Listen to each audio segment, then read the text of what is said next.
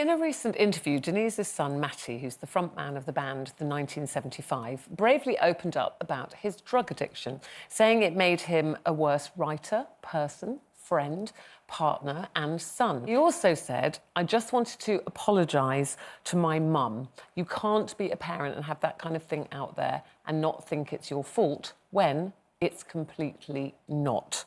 I thought it was really lovely, actually, Denise, that he even mentioned you because he would have known by talking about his drug problem, you probably immediately go, is it something I've done? Of course. Where did we go wrong? I mean, absolutely. You know, and bearing in mind that the band started when Matt and the boys were about 14. And you know, it was sort of playing songs in the bedroom, and I used to listen outside, listening for songs about his scarred childhood, you know, did this bother him, that bother him.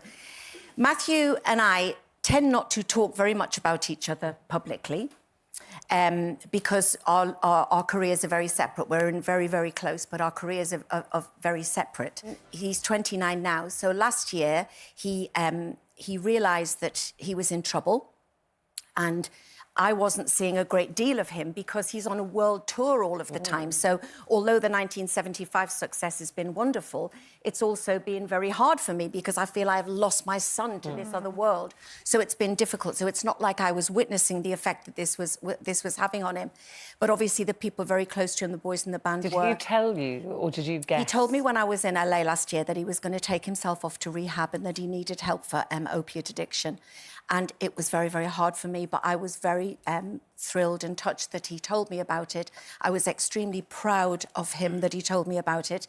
And the reason I'm talking about it today is because of what you said in the introduction there, that Matty has decided to publicly speak about this because he said that the way Matty writes songs with very prolific lyrics, he's a brilliant songwriter with George, and he will be writing about his battle with drugs in there. And because I have had issues myself over the years, very publicly, even though I didn't talk about them so much, the press sort of were onto me for quite a long time, and my life was spiralling out of control. And Louis, who's only 17, has pretty much grown up in a sober household because Lincoln and I have been sober for many years now, and I'm very, very grateful for that.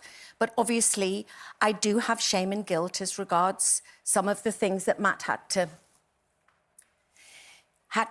see. It's not like I was staggering around the house with a vodka bottle and stuff, but if I could redo parts of Matty's childhood, I would do that. So to hear that he has had issues with drugs and has been very difficult for me. And as a mum, and I'm sure there's many mums in the audience, you do always look to yourself to see if there's anything different that you could have done. So I think that's true, Denise, whatever it is, you know, whether, I know this is really difficult for you, but whether it's anything, them failing at exams or, you know, going off the rails. Should I have been there more? We always go, I think, you know, it's do interesting. something. I think that guilt and shame are very different, and it's something that Matt learnt in rehab as well. We all have guilt, and I'm not generalising, but women have more conditioned guilt, I think, as working parents, and we feel guilt every day about something. I'm sure the guys do too. But shame is something very different, and that's something that I have to deal with. And the fact that Matt has said publicly that he wanted to show that he was also not just saying it to me, he was saying it to other people out there as well, whose children have maybe got into some problems. And he was saying, you don't always have to blame yourself. These things would have happened because of, you know... How great that he thought of that and yeah. kind of tried to head it off at the pass. It is, and I'm incredibly proud of him. He's completely clean now. His third album's coming out. He's a wonderful young man, a wonderful son and a wonderful brother. And he's coming back from LA this week, and I can't wait to see him. And will you continue to talk now, do you think? Yes. Is it opened up more of a conversation? Absolutely. And sometimes Matty does say to me, you know, because whatever he'll say, I'll go, oh, my God, what did they say? And he goes, no, Mum, it's not about you, it's about me. I have a tendency to feel a lot of guilt. And so, you know, but like he said, if his upbringing hadn't been, you know, a little bit rock and roll, he wouldn't be in the 1975. And he does write very honest songs. He does write very honest songs.